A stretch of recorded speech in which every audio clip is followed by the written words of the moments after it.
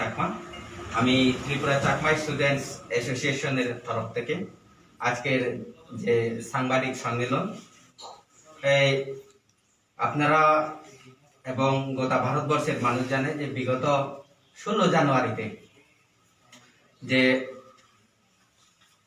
ব্রুদের নিয়ে যে একটা ব্রুরা যে আন্দোলন করেছিল তাদের সেটেলমেন্টের জন্য,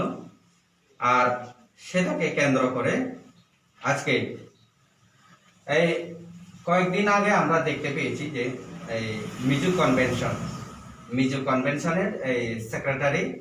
ডক্টর পাসুয়া উনি বলেছেন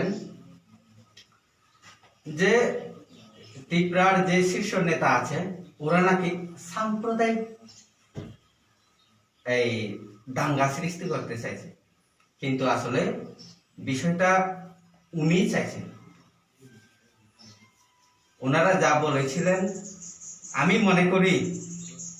এই সাংবিধানিক আমাদের সংগঠনের তরফ থেকে মিস্টার পাছুয়া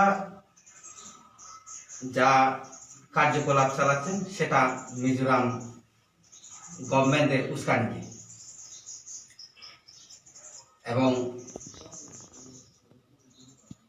যেখানে আমাদের ত্রিপুরা রাজ্যের এই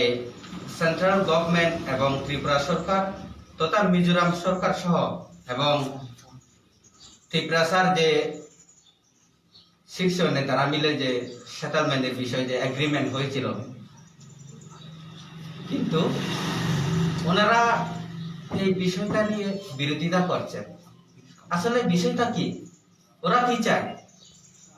মিজোরাম সরকার বলছে ব্রুদের এখানে কোনো সেটেলমেন্ট দেওয়া হবে না মিজোরামে, তাদের স্বভূমিতে, কিন্তু ত্রিপুরাতে